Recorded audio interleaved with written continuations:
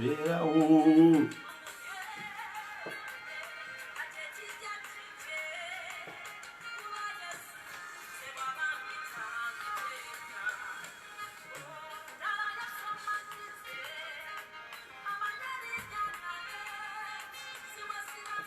Oli w'amaanyi nnyo muganda wange Magezi. Magezi, you are very powerful. Amanyi. Yeah.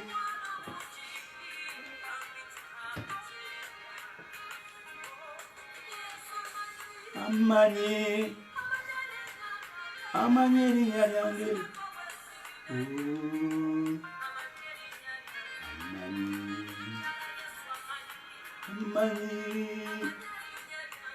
Amanyi.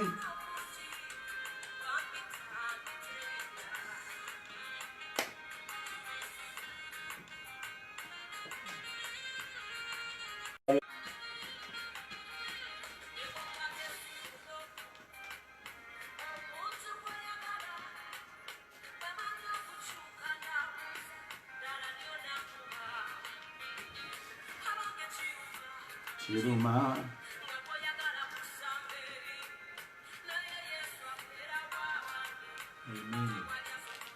Charmaine Carter, you're welcome. Johnson, you're welcome. Yeah. Buli azze ku line beerako.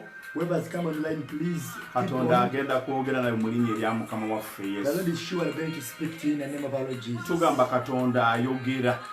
Keep on saying the Lord speaks. Katonda ayogera atya. How does the Lord speak then? Ayina ebiro mwayogerera. Are there seasons that when he speaks? Ayina ebiro mwatayogerera. Are there seasons when he doesn't speak? Ayogera nga gw'oyagadde ayogere. Does he speak when he wants you to when you want him to speak? Ayogera kubanga oli mukwano gwe nnyo. Does he speak because you are a close friend to him? Ayogera kubanga olina ky'omukoledde. Does he speak because you have done something for him? Ayogera ng'akunenya kubanga osobezza. Does he speak to rebuke you because you have wronged him? N'ekiri nti Katonda ayogera. But above all, the Lord speaks. So baako gw'okoonako ayangu wajje mu linnya erya Yesu. Therefore, touch somebody or contact someone, welcome them to come online. Buli atuuse bikola Yobu essuula 3 mu nnyonyi lwa 14 ne 15. Whoever comes, open Job 34 from verses 14 to 15. 14 to 15, amen. 34, 14 to 15. 34, 14 to 15. Hallelujah. Amen.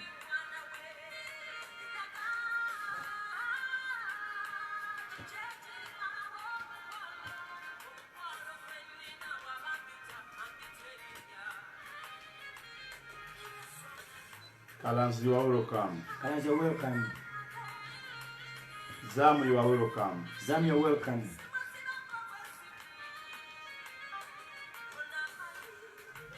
Sam, you are welcome. Oh, Sam, you are welcome. So cool about Sam. Katonda leka akuyamba otegeere Katonda bw'ayogera omanyi otya nti ayogedde. May the Lord help you to know that if God has spoken, how do you know that he has spoken? Bw'ayogera n'ototegeera okola otya. And if he speaks and you don't perceive, what do you do? Buli omu tuula okkalire mu linnya erya Yesu. Therefore, everybody sit comfortably. Buli atuuse, whoever's come, gamba nti ntuuse. Just to write, comment that I am in or I am watching right now. Naawe atulengera tubuulire wajja otulabira. And if you are viewing us, please tell us where you are viewing us from. Ne bw'oba oyiseewo obuyisi tugambe nti God bless you. Even if you are just a passerby, say God bless you. Bw'oba okwatiddwako gamba nti amen. If you are touched, say amen. Mukama abongere omukisa. Tusigaze eddakiika ziringa 2 zokka tutandike. Yeah, we are left with 3 minutes to start. Those on WhatsApp, hallelujah. You can also say I am following.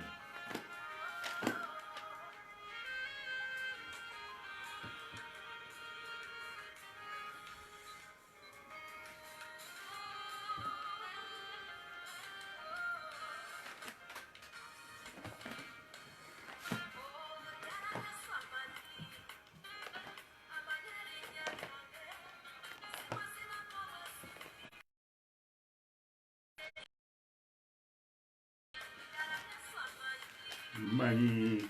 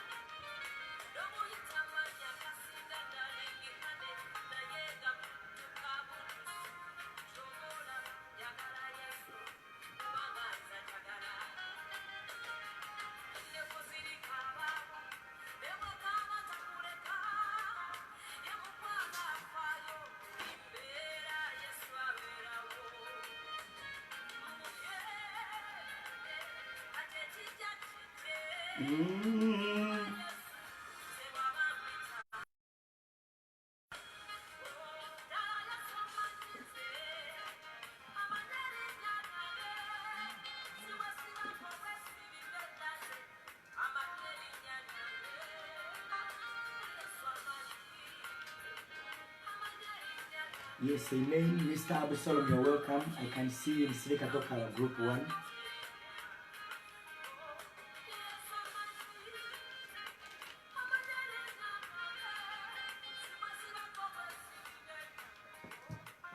Yes.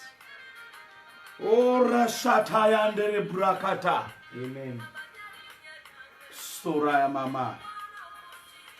Hallelujah. Amen. Jordan, you're also welcome here on WhatsApp platform Group 1. Hallelujah. Amen. Twina namyalo Silvia. We have Namialo Silvia. Tubere Silvia omulala wali. We have another Silvia. Netubera ne Joy. We have Joy. Faith. Joy Faith. Ne Jane Francis. Jane Francis. Hallelujah. Amen. Kitaffe tukubaza mu kaseera kano. Father, we thank you for this time. Nga tugenda okwogera n'abantu bo. As you speak to your people, Amafuta. the anointing, Ekisa. the grace, Okutegeera gye bali.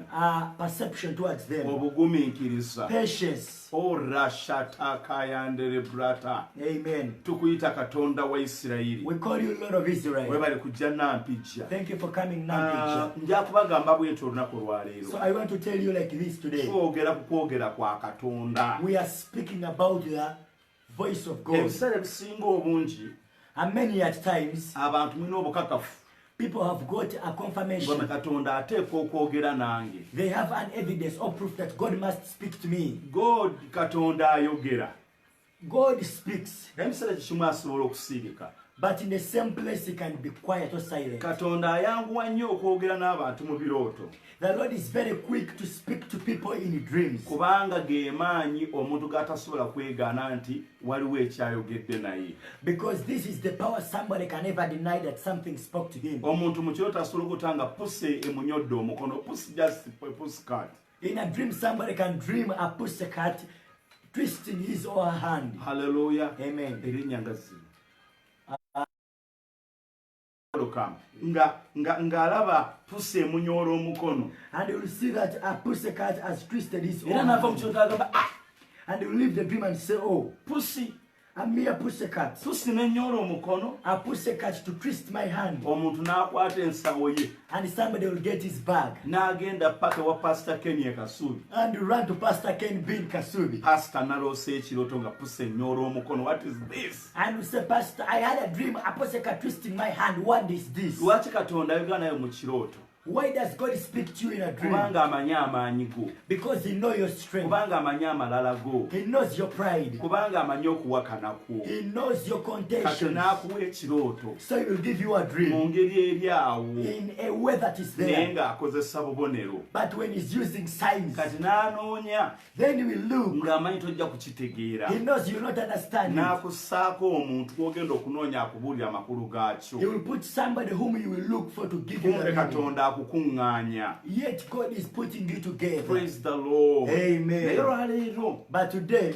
twogamba nno twogera ku birooto we are speaking about dreams. era nti Katonda ayogera. And that the Lord speaks. Abooluganda nze yakwebaza Katonda ono Brethren, I want to thank God. ayogera nange.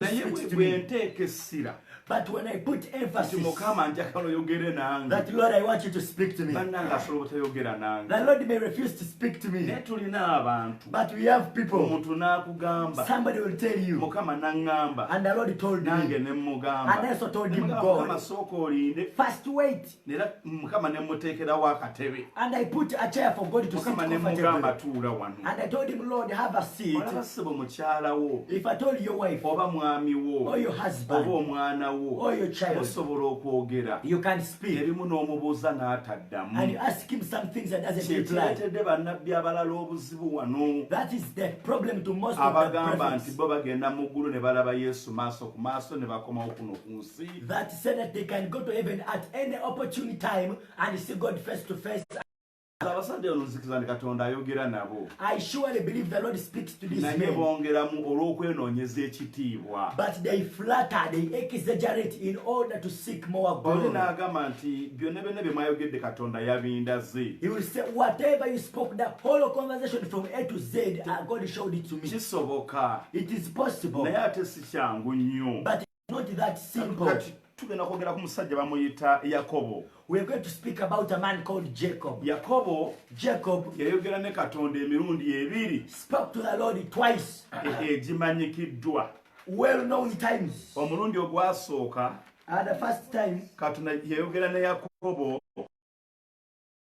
berye essula eya 29 in Genesis 29, bwe munaagera ne musomayo obulungi. when you go there and read carefully. Praise the Lord. Amen. Lubereberye essula 29. Genesis 29. No, lubereberye essula ya 28. Oh, sorry, it is Genesis 28. Those who are following. Katonda yayogera ne Yakobo The Lord speaks to ne mu Jacob. lubereberye essula ya 32. And even in Genesis Mu 32, ssula ya 37 in 37, nga Yakobo musajja mukulu akuze Jacob was a man well stricken in ng'ategeera age bulungi nnyo. and he could understand very well. Katonda teyayogera naye The Lord never spoke to him. nga bakutte mutabani we When they had got his son, baganda be his fellow nga brethren bamusudde mu bunnya cast him in a pit. ne batakoma ku ekyo Never stopped at ne that. bamutunda They sold him. ne bakomawo n'ekyambalo They come back with a nga garment bakinyise mu musaayi dipped in nga blood, bagamba nti weetegereze saying, look oba carefully. ekyo ekyambalo kya mutabani wo. If that is the garment of your Yakobo son. n'akaaba And Jacob wept, ne yeeyuzaayuza and I read his ne yeebaka clothes, olunaku olusooka slept the first day, n'akwata omwaka full year, n'akwata ogwokubiri 2 years, n'akwata ogwokusatu 3 years, Katonda nga tayogedde naye when God has not spoken, n'akwata emyaka 10 who entered 10 years, Katonda nga tamubuulidde God not speaking to him, bikwata ku mwana we. the whereabouts of his Kyova son. bategeeza mwenna abampuliriza That is why okujja n'ayogera naawe for the Lord to come and speak to oba mu you, kirooto either in a dream oba mu kwolesebwa or in a vision, oba n'akutumira nabbi yenna, or he sends a prophet to you. ekyo ekigambo ky'amaanyi nnyo. That is a great word. Tokizannyisanga Never play around naye with nga it. tusanyusa okukulaba, Yes, Naiga, we are glad to see. ddamu tusanyusa okukulaba, Dami, we are glad to see. kyakuyita tusanyusa okukulaba. Kavin Chakwita, we Buli are glad to see. atuuse tuula okkalira emirembe mu linnya lya Mukama waffe Yesu. Whoever has come, sit comfortably and feel at church in the name of Jesus. Tugenze mu lubereberye, We have gone in a Genesis, essula egenda kubeera ya 37, chapter 37, olunyiriri lugenda kubeera lwa 33. verses 33. N'akitegeera n'ayogera nti kye kizibaawo ky'omwana wange, ensolo embi yamutaagula Yusufu, yamutaagulataagula awatali kubuusabuusa, kubanga alabye ekyambalo. Olunyiriri olwa 34 lugamba, Yakobo n'ayuzaayoza engoye ze ne yeesiba ebibukutu mu kiwato, n'aana we ennaku nnyingi. Batabani be bonna ne bawala be bonna ne bagolokoka okumusanyusa, naye n'agaana okusanyusibwa. N'ayogera nti, kubanga ndikka emagombe awali omwana wange nga nkyakaaba.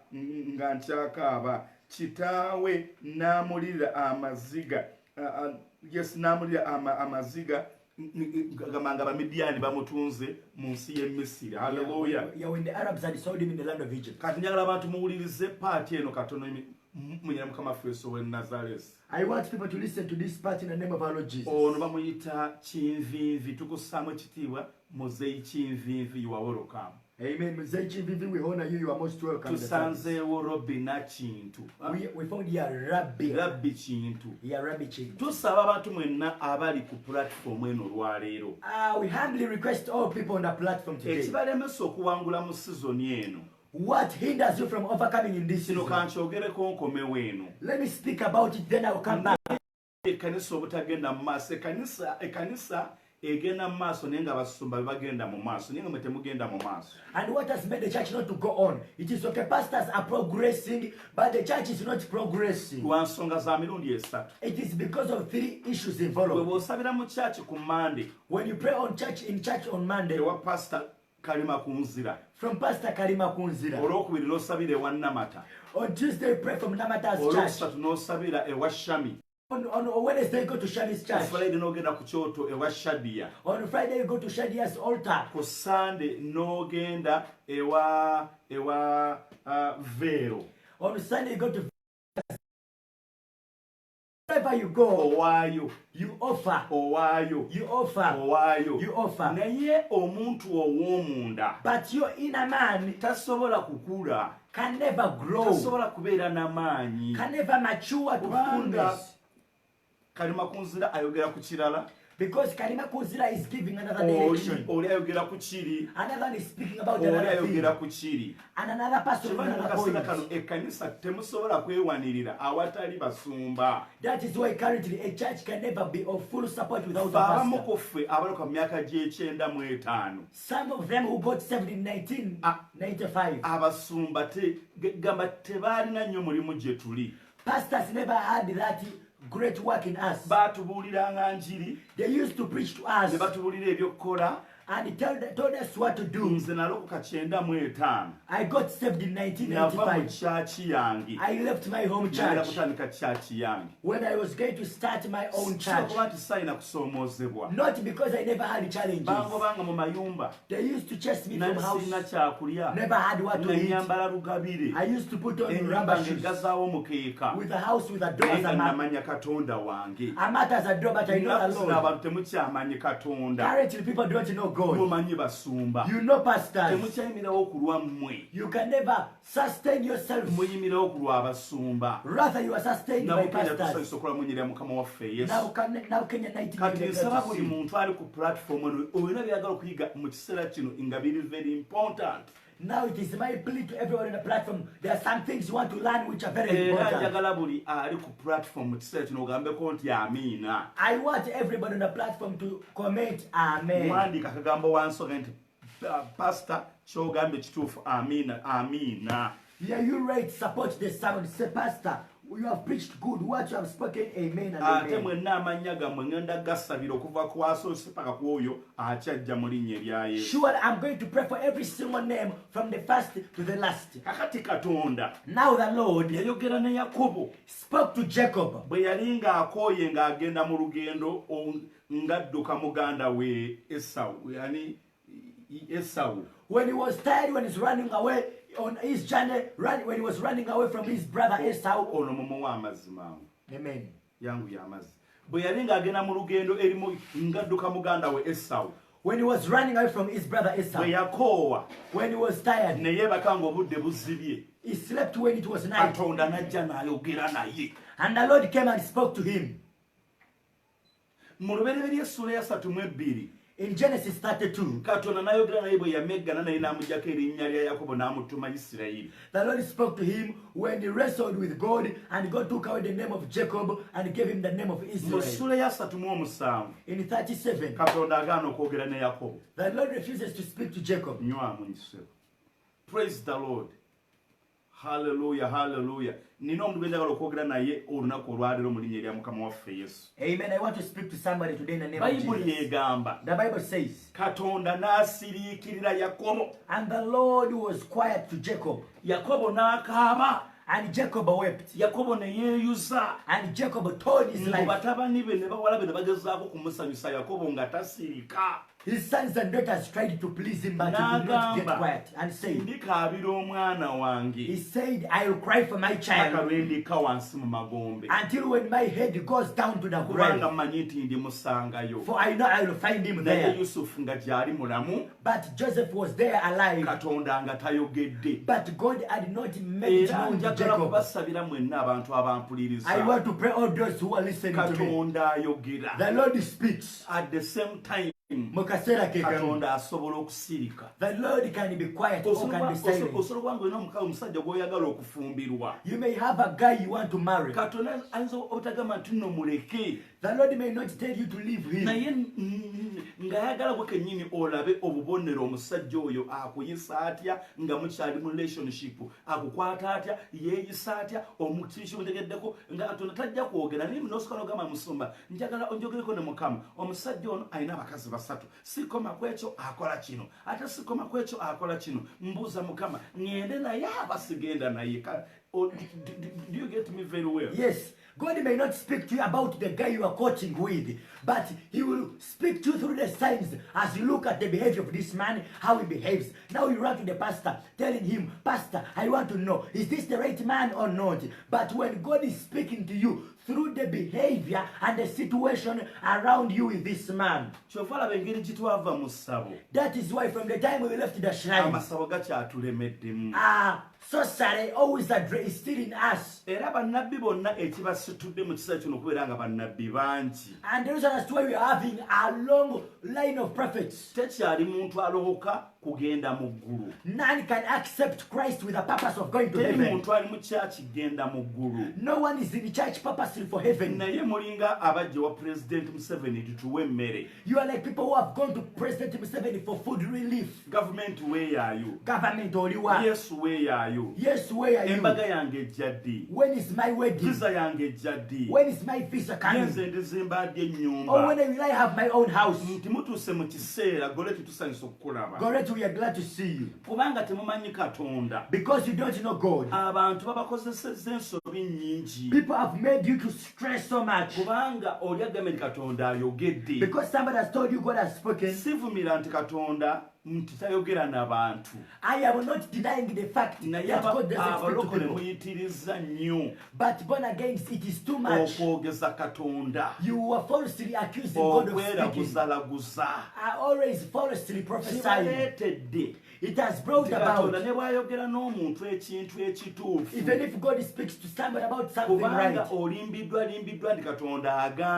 but because you have been lied all along that God has spoken, you cannot perceive the right thing. So you find yourself falling in a ditch, a problem you wouldn't have fallen into. Praise the Lord. Now the Bible says that Joseph, his father cried for him, and God was quiet about that matter for 22 good years. When God was silent, until when the brothers of Joseph went. Praise the Lord. Amen. The Lord can speak to you one thing or two things. Once you honor them, He may not speak to you again. If you do what He told you, for He knows what He told you, it is going to fulfill all your destiny. Do you see us in Uganda? It is we that have a character. Or in Africa, always calling people, where are you? What is going on? I have called just to say, but that is not white man. A white man will live with a wife when they set a program. When they know the time to report back home, when everybody knows what to do, they kiss each other and they say welfare to each other.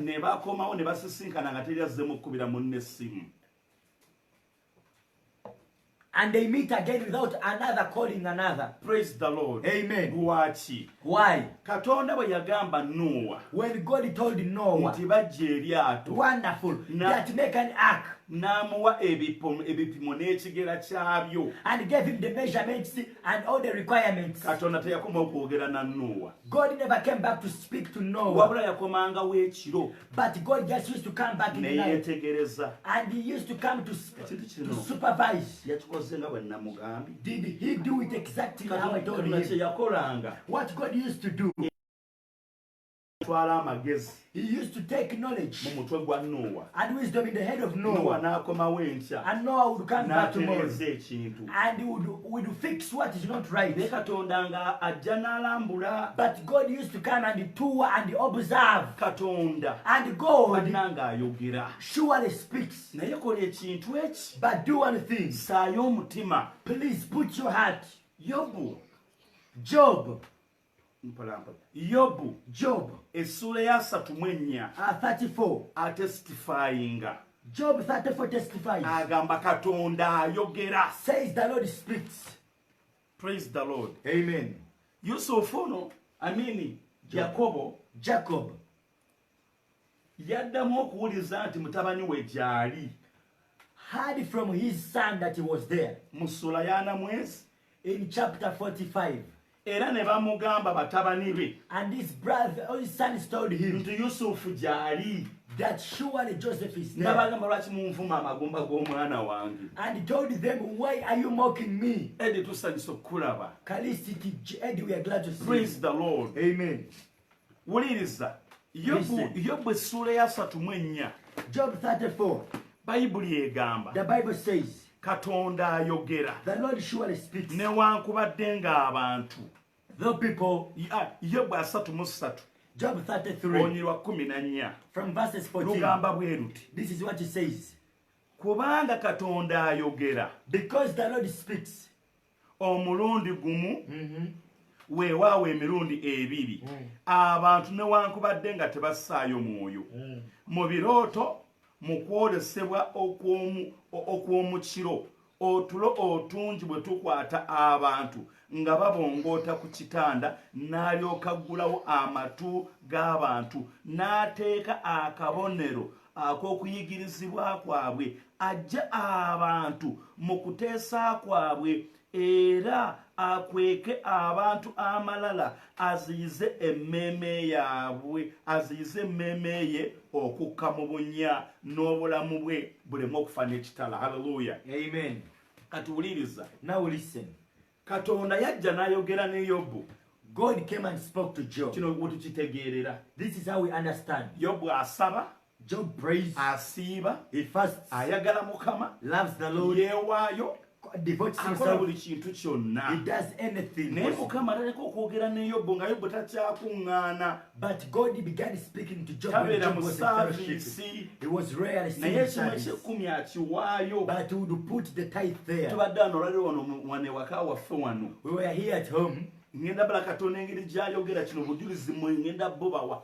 I'm going to show you how God speaks, and this is a testimony. Omusajja n'atukubira nga musumba nkwagalamu nzijaawo eno gye tuli ekamuli. Here in Kamuli, a man told us, Pastor, I need you, and he says, I'm coming there. Neŋŋamba Rebeka oyo alina ky'aleeta. And I told him, Mommy, that she's bringing something. Kamaffe Yesu yeebazibwe. Praise our Lord Jesus. N'atuleeta n'emitwalo 30. And brought us Twali 300,000. twasabidde Katonda nga twagala ssente. We had prayed to the Lord, we wanted Nga money. mpulira ndyakuwaayo Amos akasente. I felt I needed to bless Amos with some Nga money. tulina olutalo lwe tuliko eno olw'ennyumba ey'omukadde. And we were fighting a battle of a lady's Naye old woman's wife. Mukama n'azituwa ssente. And the Lord gave us that Naye money. njagala owulirize bulungi. But I want you to listen very Njagala well. mpulirize bulungi. Listen carefully. Ng'oyo bw'alese ekimu eky'ekkumi. Like she brought a tithe. Ne Yobu bwe yalinga akola. That's how Job used to Era nga do. musajja mwegendereza. And he was a careful Kati man. Yobu bw'atuuka mu situation bwe pa. Now when Job landed in a situation, N'agamba ntegedde. and he said, I have come to Ebirooto realize bino nabirootanga I used to have these naye dreams, saabisangako mutima. but I never put Mwenna my heart on mumanyi mu them. Bayibuli omuntu gw'osomako n'oyagala okukaaba n'okyawa Katonda nga naye yanyigira Katonda n'akolimira n'olunaku lwe yazaalibwa n'enjuba tereetanga ekitangaala. Yali Yobu yayita mu kintu ekitali kyangu ate nga yali muweereza wa Mukama. We all know the man whom we can read about in the Bible, and we feel like crying, the man who cast the day he was born, and he said, let not light come upon that day. It was Job. Agamba Katonda ayogera. But he says that God speaks. Singa nawuliriza. If I had heard, Singa nakissaako omutima. if I had laid my heart on it, Kitegeeza Katonda yajja n'ayogera naye. it means God came, Oba lwe yamugamba. or somebody told him Nti gundi ggwe ABCD. that Mr. So and so and Naye so. omuntu ono n'atawulira. But this person never laid his Nze heart. n'omusajja mukwano gwange. I have a friend of mine. Yakava mu busibe ndowooza kati mwaka gugenda kuwera ndowooza ekinene giringa myezi 6. He has left prison like a few months ago. Yali mukwano gwange nnyo. He was a close friend to me. Ne muwa ebirooto byali 3. I gave him 3 dreams. Ekyaddako n'agamba sisita we. And the fourth dream, he said, told his sister. Yagenda eri pasita omulala. He went to another pastor. Pasita n'amugamba. And the pastor told him, Oyo Medi akumanipulatinga. Medi is manipulating. Tetugaanyi tali bubi. we shall not deny it's naye not badly off. eddaala lye ayagala omuwe ku ssente. But according to his level, he wants some money Kino from you. kyekyaliwo ku gaayo ono. This is what happened on this guy. Okuva ku olwo From that day, teyaddamu kukwata ssimu yange. never picked my calls. Sisita we n'agamba mukyala wange. And his sister told my wife. Tusanyusa okukulaba gift. Sisita we n'agamba mukyala wange. And the sister told my wife. N'agamba gamba muzeeyi. Mpulira gundi ebintu ebyo. To stop telling my brother this and that. Ne mpulira nga ndi guilty eri mukyala wange. I felt so guilty before my wife. Naye ne nsirika. But I chose to go quiet. Namuwa ekirooto. I gave him a dream mu 2009. in 2009. Njagala muwulirize bulungi. Listen carefully. Ekintu kye namugamba. The thing I told him, Ekyapeninga. it happened. Mu 2016 nga gwako. Jesus. In 2016 at the closure. Omulimu ne gugwawo. The job got Ne batwala done. amayumba. Took his houses. Ne bamusiba. Took the properties. Sezaala we. They imprisoned him. Buli muntu yenna yali amwetoolodde. Father-in-law and those who were around him. Praise the Lord. Amen. Yakava mu kkomera yamalayo kumpi emyaka 4. He spent in prison over 4 years. Katonda yayogera. God spoke. Naye alina bannabbi bangi. But he had many prophets. Alina abasumba bangi. He had many pastors Abalagula olw'omukembo. that prophesied because of Omukembo gwe Balamu. it is Balaam. Balamu Balaki yamuleetera ekintu ekyomuwendo wakiri agenda amulagula amukolimirire Isirayiri. Or like in 1 Kings where we see prophet Micaiah. Yeah. Where Ahab wanted to go to war with Jehoshaphat. Yes. But then a lying spirit came upon All the prophets are around him. Amen. Ne bakwata amayembe ne batomera ekisenge bwe bati. And they prophesied falsely with many Kati signs. ekyo kyekizibu kye mulina. Now that is the problem we have. Season eno Sitaani yasudde ekkanisa mu magezi. That the devil with the craftiness made the church to fall. Ogende wa Tomu. You go to Tom, Ewa Sembera. Sembera, Wa Namutebi. Namutebi, Ewa Kayanja. Kayanja, Ewa Gundi. so and so. Olunaku olumu. One day Obeera ku platform nga 7. you will be on 7 platforms that you Onoonya go. ekintu ekimasaaginga omutima gwo. You're looking for something to massage your heart, Owulire essanyu. that you may feel tickle. Praise the Lord. Amen. Sabo gaali And a man n'agaana okuddamu okunzigulirawo. closed himself. Bwe kimala okwapeninga bwekapa. Once it happened like this, N'ankubira essimu. he called me. After 2 years nga tayogera nange. Oluvannyuma lw'emyaka ebiri when he wasn't speaking Ne to me, mugamba I'm very far. I told him I'm very far. N'avuga emmotoka n'ajja n'ansangayo gye nali mayiro nga 6. He drove his car, came and found me where I was. Oh my God. Oh, Jesus. Bwe namutunuulira nga namugamba oli mugagga nnyo naye simanyi lwaki onkwasa ekisa. Whenever I looked at him, I used to tell him, you are so rich, but I don't know why I feel grieved because of you. Waliwo abantu nga mutulaba kaakati. There are people that are watching us now. Ng'eddaala ly'oliko sibirituukako. When the level where I will never reach there. Naye kubanga ndi musajja wa Mukama. But because I'm a man of God, Ate tolinnenkana. you'll never be equal to me. Praise the Lord. Amen. Hallelujah. Amen. Tugenda kubasabira olwaleero. We are going to pray for you today. Ebirooto bino bye muloota. These dreams that you have, Ndoose ekirooto. I have had a dream. Kintiisizza musumba. It has really frightened me. Onoonyeza kivunula taliiwo. You have looked for somebody to interpret and you have Ekirooto told. kyonna Any dream, tekirina buyinza. it has no authority. Wabula Katonda bw'akikuwa. But when God gives it to you, Abeera akulabudde. He has warned you Otambule bulungi. that you may walk clearly, Oba akuteeketeeke. or that He may prepare you. Tetwagala mwenna mwesigame ku birooto. We don't want you to lean against dreams. Naye tekifa gajja awatali nsonga. But a dream can never come in vain. Abalokole temwagala birooto bibi. Now, born again Christians, you don't want bad dreams. Kakati tugeze olwaleero. An example: Singa wabeerawo akubira pulezidenti essimu. if somebody calls the president on phone, N'amugamba nti Congo tells him in Congo, waliyo abayeekera. there are rebels Abakweteekerateekera okulumbagana. preparing to attack you. Ng'atandika okukaaba. will begin crying. Why do you tell me those bad words? Why are you trying to discourage me?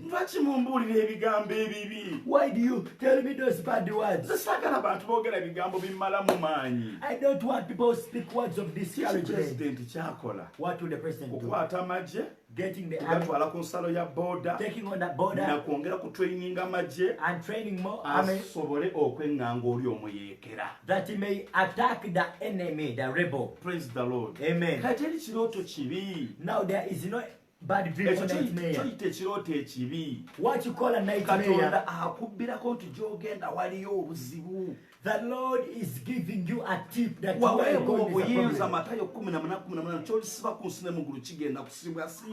Matthew 18:18, you are empowered. What you bind on earth, it will be bound in heaven. Jeremiah Jeremiah 1 tells you that I give you the authority to uproot, to pluck, to break, and to destroy. Praise the Lord. Kuba Katonda ayogedde naawe na kyakutegeeza nti gy'olaga wali akaseera akatali kangu maama Saara. That is the essence as to why you get a nightmare. God is warning you that watch out where you're going, there is a hard time. So you have to use the authority to fight. Olina gamba nina ekirooto kyo. Somebody tells you I have your dream. Kirungi oba kibi? And you ask, is it good or bad? Kirungi. It is good. Green. I saw you buying a Land Cruiser, green in color. And you give him some 10 M. I have your dream. What did you dream? I dreamt when you are in a coffin. You switch it off. They give us nightmares.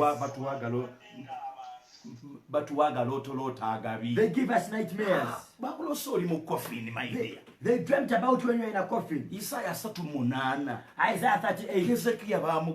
Hezekiah was told, prepare your grave and return to the wall.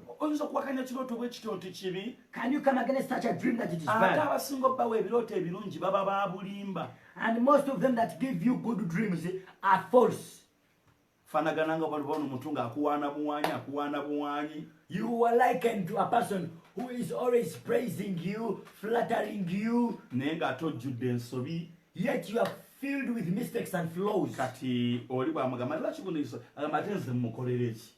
And then when they tell you why is it like this, and you say, what should I do about it? He's also a mature person. I fear him. Good enough I eat. Praise the Lord. Amen. When doesn't mind, as long as you give him something. But somebody will tell you your mistake. That one is evil. Even King Ahab told me, Prophet Micaiah, that commander can never prophesy good about me, can never speak good about me. Can you explain it? Yeah. Let me come again. We see that King Ahab, he was a man full of mistakes. But there was a prophet called Prophet Micaiah who used always to prophesy to him, trying to put him in the right track. But when King Jehoshaphat came and they were looking for the voice of the Lord towards whether to go for Ramoth Gilead, King Ahab said, don't bring out that prophet. That prophet always speaks bad about me. This happened after when all prophets had prophesied good. But because this man, Jehoshaphat, was a man who was always vibrant, careful about God, he asked that, isn't there any other prophet? And then that's when Ahab says that man can speak good about me. Amen. He speaks bad about me. He will always speak bad about me. Today the church, you want to be in churches where you can make your own hair, where you can have earrings, where girls you can put on half skirts,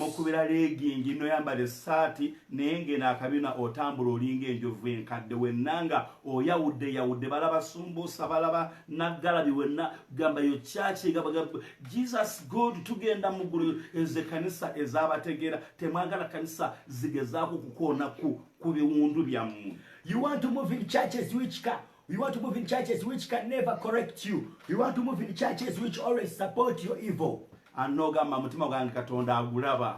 say, oh, the Lord is looking at my heart. Okukyusa abantu abambalanga bamalaya etandikira kufenga twambalanga abantu abalungi. Now for us, our gospel to transform people that dress like prostitutes, it starts with we that are preaching by putting on right. Let me leave that. The Lord always speaks nakalole. We are glad to see you. I'm going to pray with you in the name of Jesus.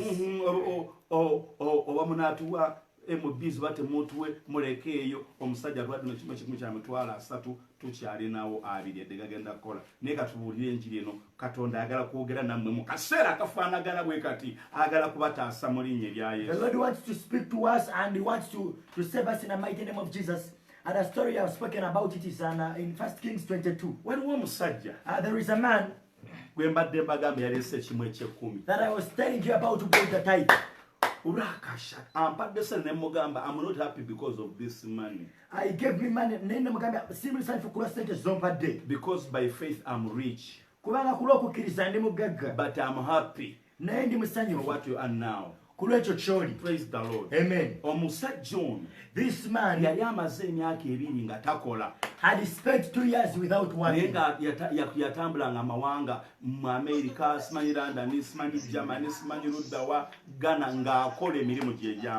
But this man had moved nations doing great work. Praise the Lord. Amen.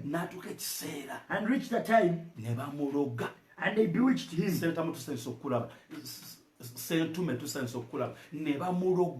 Sentume we are glad to see, and they bewitched this man. And they bewitched him. One of his mothers bewitched him and made him to become useless. When he came for counseling, I told him, the Lord has told me, go to your father's house. He said, I cannot dare. I cannot go there. I don't have even money. I told him, I'm going to give you my money. The Lord told me, you will overcome this battle if you go at your home. I gave him 60,000. Got transport. Bought sugar. Bought some things. Told him go. He went. And they were shocked. Never expected him. He slept there. He ate with them. I have been coming with him. Tell him go to sleep. The food they put on the table eat. But what they kept for you don't. His brothers told him, why should you trust pastor? He told them that pastor told me my job was sabotaged from this compound. Listen as we wind up when God has spoken. I want you to listen to this. It is so scary. He did an interview.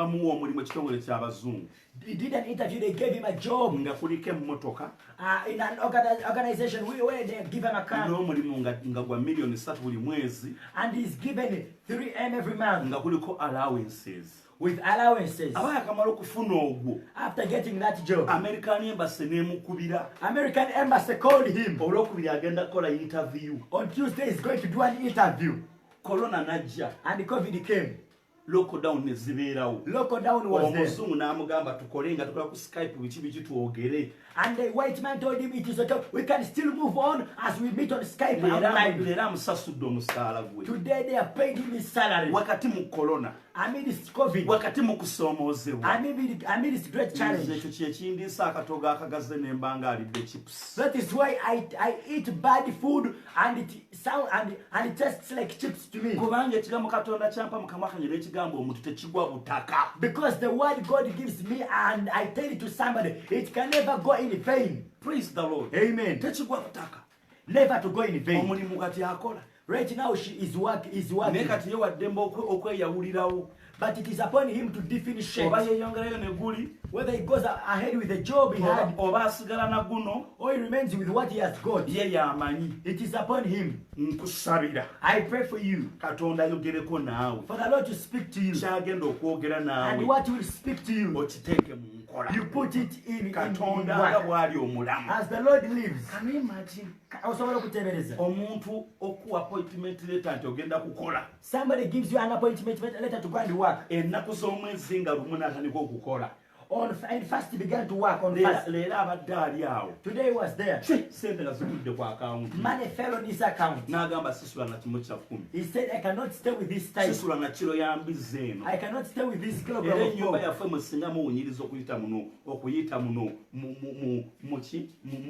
mu media mwalibadde muwulire ekiri wano mwe kambabuulire. If you could smell from our house through this media, you could see what it is here.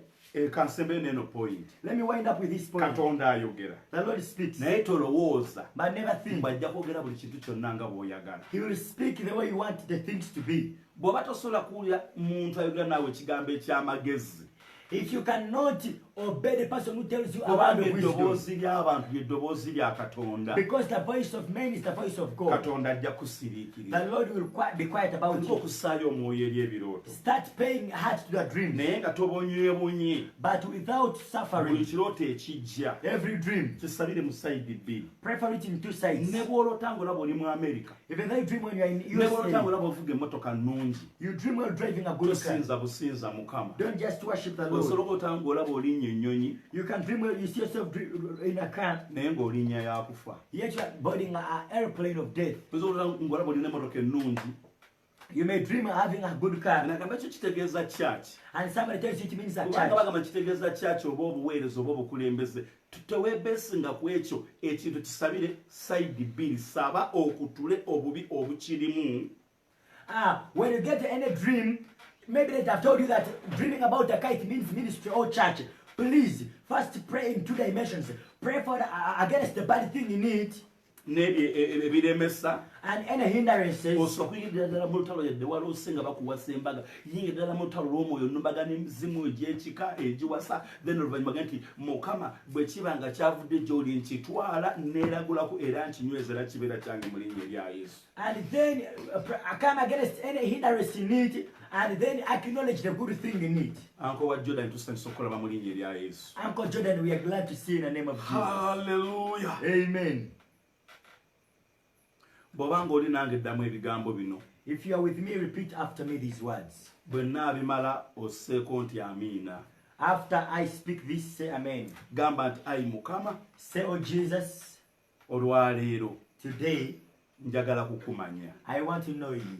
Yogerako nange. Speak with me. Neenenya I repent olw'ebyo byonna bye wayogera nange of what you spoke to me, ne sissaayo mutima. and I never put your heart Okuvvoola Omwoyo Omutukuvu, to blaspheme the Holy Spirit, obutassaayo mutima, not putting my heart there, n'obutawuliriza. and not listening. Onsaasire Mukama. Have mercy on me, O Lord. Oddemu nate Once again, oyogereko nange. speak with me. Kubanga oyogera mu birooto, By speaking dreams, oyogera mu kwolesebwa. you speak in a vision. Onsonyiwa amalala Forgive my pride n'okwegulumiza. and Onsonyiwe Mukama. forgive, O Lord. Kubanga saagala mesegi mbi. For I don't want bad messages. Tusanyusa okulaba kyadde njagala mesegi nnungi zokka. I always want to take Ate nga kyawandiikibwa only good messages. Yes, it is written. nti buli yenna gw'oyagala Whomsoever you love, omunenya.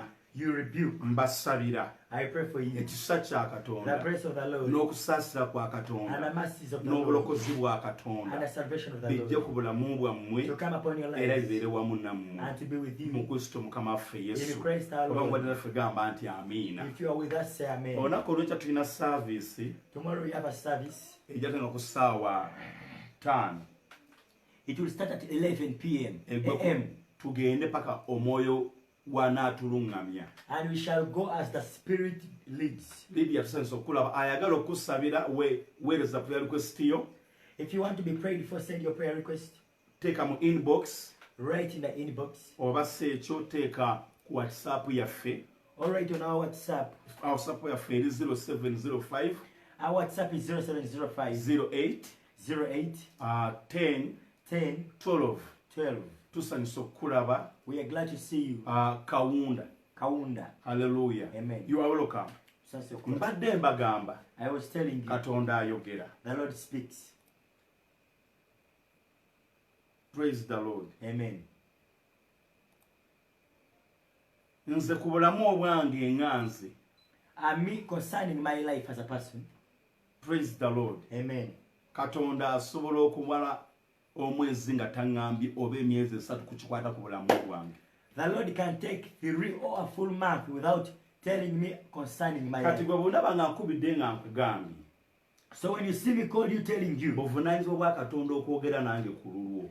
It is the responsibility of the Lord to speak to me concerning you. Kati nze Katonda ayogera nange bw'ati. Now this is how the Lord speaks to me. Praise the Lord. Amen. Kana bw'ayogera nange, when the Lord speaks to me, nze ntegeera mangu. I understand very fast. Bw'aba nnenya, when he's rebuking me, ntegeera mangu. I perceive very fast. Era ngamba, and I will say, bwe ng'obigamba bali, why do you tell them to others? Bwe nga towulira. Why don't you listen? Bwe ng'obigamba bali, why do you tell to others? Bwe nga towulira. Why don't you hearken? Katonda ayogera naffe abaweereza. The Lord speaks to us, the okuva ku njiri gye tubagamba. From the sermon we preach to you. Bwe tubagamba okuwaayo. When we tell you to give out. Tubagamba nti muweeyo. Yes. Tubagamba nti muweeyo. We are telling you to offer and give. Naffe n'atugamba ne zino engalo 3. And you will tell us with the 3 fingers pointing back. Naawe waayo. Also give. Mulekere awo obwenzi. Stop fornication. Naffe n'atugamba n'engalo 3 tulekere awo obwenzi. And you will reply to us with 3 fingers. Musiibe musabe. Prayer and fasting. Naawe n'akugamba siiba saba. He will tell you also prayer and fasting. Ffenna abaweereza nammwe bwe tuyimiriramu. Of all the ministers and those who tewali ali waggulu wa nnono. No one is above the principle. Kyava agamba alina omukisa. That's why he says, blessed is he oyo asoma that reads n'oyo awulira. And that who listens. Praise the Lord. Amen. Nja kusaba nammwe. I want to pray with you. Mulinnya sharinga. You share. Katambi kano kaweerezeeko munno. Send this audio to somebody. Ensi eri mu kutewaana, abantu bali mu kutewaana mu kiseera kino. The world is being disturbed at this time. Gayi COVID teyagenze na mulimu gwe. COVID never went with his job. Era tubadde wano ne Rebecca. And we are here with Rebecca. Musajja agenda kukola interview.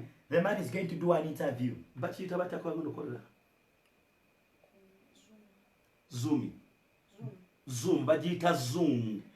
He's going to do on a platform called Zoom. Alina omulimu.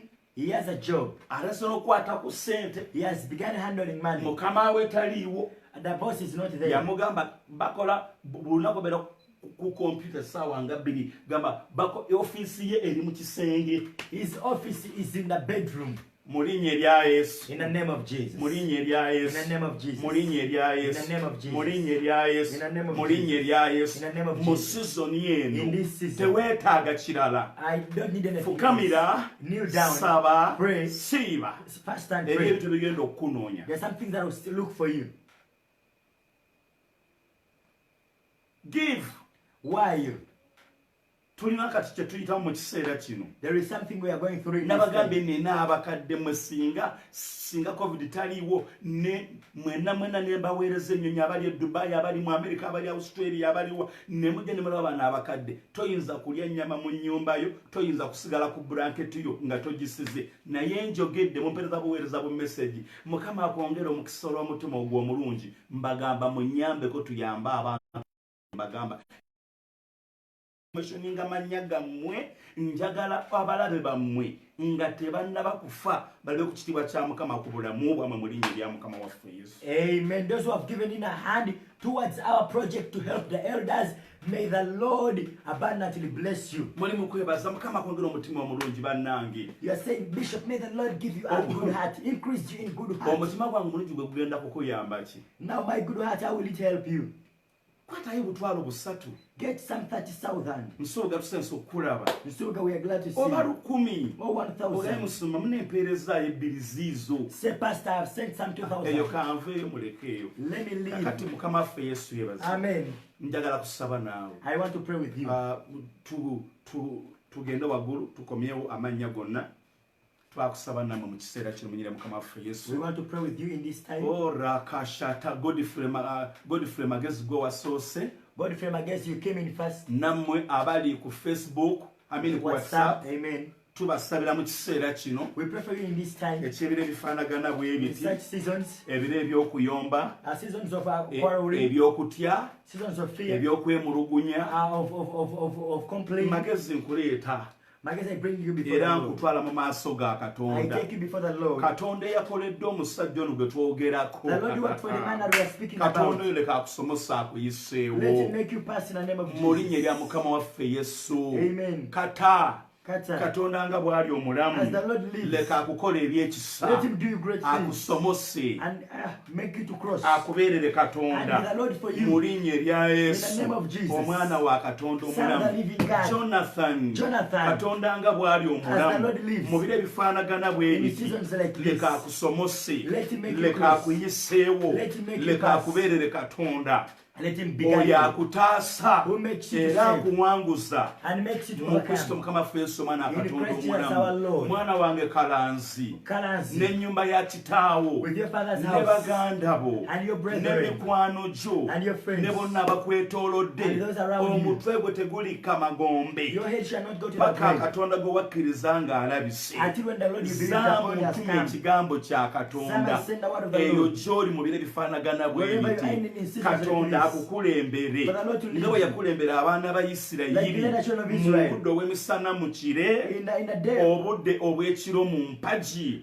in a pillar of fire during the day and akusomose era night. akubeerere Let katonda him be the Lord for mu you. linnya erya mukama waffe In the yesu name of our Lord Jesus. muganda wange wabwire My brother Wawili, ntuma ekigambo kya katonda I send the word of kubanga God. bwe kigenda When it goes, tekidda nga kyereere never comes back in katonda vain. asinkane buli awali emiziziko Lord, to meet every na buli weakness. awali ebiremesa ne bibonyaabonya And wherever there is any akubeerere hindrance, katonda that he may be the Lord for you. namyalo mu linnya erya mukama waffe yesu Namyalo in the name of our Lord nsabye katonda Jesus. nga bw'ali omulamu I pray as the Lord wali lives. ofunye visa yo You had got your ne visa. tiketi ng'ogifunye You had got even the ebintu ticket. byo ne biyimirira And your things naye were put at a olw'akasolya ka standstill. grace tabernacle But because of the roofing of n'amafuta Grace agali ku Tabernacle, mutwe and the gwange anointing upon my noye head, yazuukira mu bafu and the one who rose leka from the ekyamagero kiterekebwe nga laazaalo bwe yaterekebwa n'amala let the n'azuukira miracle be started like Lazarus was stored and then he came back to life. n'amala mu linnya erya mukama waffe yesu Namala in the name of Jesus. nkulangirirako obutuuze I declare citizenship, nkulangirirako amafuta agaali ku yusufu anointing upon Joseph, okwetikka baganda bonna abasigadde to carry your ekyo brethren and others. nkikulangirideko mu linnya erya mukama I waffe yesu declare it upon your life, omwana wa katonda omulamu Son of the living God. joy faith Joy, faith. nkulangirako okubeera eseza I declare to be Esther. eseza Let you be mu an nnyumba Esther. yeewammwe In your house. ebintu bikyuke Things change. ebintu bigende mu maaso Things go on. mu linnya erya mukama waffe yesu In the name of Jesus. omwana wa katonda omulamu Son of the living God. mwesigwa Mwesigwa. katonda nga bw'ali omulamu As the Lord lives. laba nkulangirirako I declare ekisa kya katonda the grace of God n'amaanyi ga katonda and the power of the Lord agasinga bulijjo that is above gakutambulireko to be there for you. gakubeereko To stand with mu you. linnya erya mukama waffe In yesu the name of our Lord Jesus. jozini namubiru Yoshini namubiru. nsaba katonda nga bw'ali We omulamu pray as the Lord lives. buli maziga Every tear, buli kusoomoozebwa Every challenge, buli buyinike every sorrow, buli kutya every fear, katonda nga bw'ali omulamu as the Lord lives, okuyita mu baana bo through your children, okuyita mu bazzukulu bo through your katonda grandchildren. takwerabiranga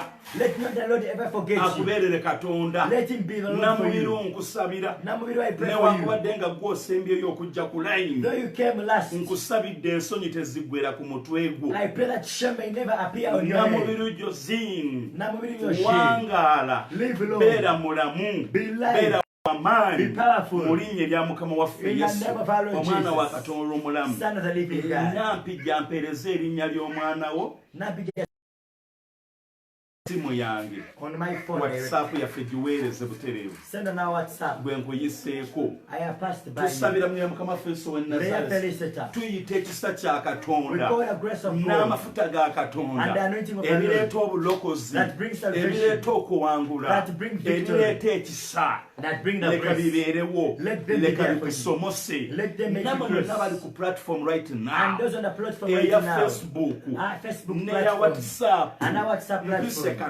I call the Lord in these seasons that you may not be consumed, let you not be put down, don't be melted down. The Lord to do great things, making you to cross the name of Jesus. Kenny, I send the word of the Lord. But when it goes, let it go somewhere. Your houses in America, those in Canada, those in nations. Wherever your son went before you, let the Lord deal with you. Who went ahead of his brethren. I pray what went ahead before you go and find it. Rita, I pray for you. I send the word of the Lord. I send the word of the Lord. Let him take you out of being employed. Make yourself employed. That the wedding will come to you. The Lord made you overcome that which committed when you're still young. He's still there in the name of Jesus. In the name of our Lord Jesus. No. Hallelujah. Amen. Because of time, this is what he said. Damn it, let God do gracious things. Kevin, God do gracious things. Chief, God gracious things. God do gracious things. Kenya. Kenny. And you, Diana. Goreti katonda kakole ebyekisa Kalisiti katonda kakole ebyekisa Gifti katonda kakole ebyekisa Muchibi katonda asobola era alina amaanyi Mama Sala katonda asobola era alina amaanyi Nakaluli katonda asobola era alina amaanyi Michael katonda leka akikole my brother Diogo katonda leka kusomose dumba nzito omwoyo gw'okufa. Dumba, I come against the spirit of death. Abantu mwenna bali ku platform eno, all people on the platform, eya WhatsApp, eya Facebook, musabire Dumba obulamu. Pray for Dumba life. Musabire Dumba obulamu. Pray for life. Musabire Dumba obulamu. Pray Dumba Dumba. Everybody, every night kneel down and pray for the name called Dumba. As you come against the spirit of death. In the name of our Lord Jesus, Son of the living God. Kaunda tukusabira. Kaunda, we pray for you. Nsuga katonda leka kuwanguze. Nsuga, let the Lord make you overcome. Mumbeja Edith katonda achikole. If let the Lord do it. Ali katonda leka achikole. Ali let God do it. Mulinye lya Mukama waffe Yesu. In the name of Jesus. Omwana wa katonda omulamu. Son of the living God. Kamateka. Katonda leka akikole. Let the Lord perform it. Every evil spirit eky'okulwanyisibwa being fought eky'okuteekebwa wansi gireme okubayinza mu Kristo Mukama waffe Yesu omwana wa Katonda olumulamu. Olunaku olw'enkya saavisi yaffe ssaawa 5 paka weegenda okukoma. Yambala bulungi, kwata Bayibuli yo,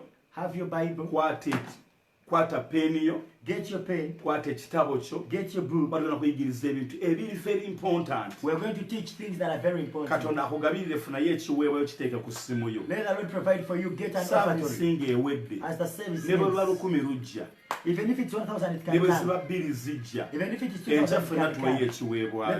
Let us offer tomorrow. Ku Sunday ssaawa 3 ez'ekiro. On Sunday at 3. Service yaffe ffe. Oh sorry, at 9 hours. Tugenda kuloadinga data wa ssaawa 3. We are going to load data of 3 hours. Tugenda kuvunula ebirooto.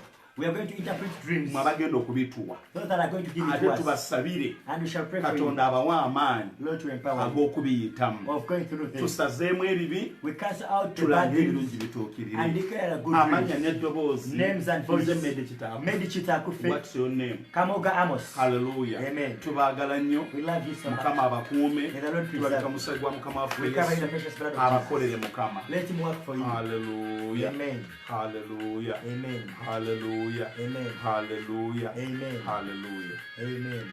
Thank you, Jesus.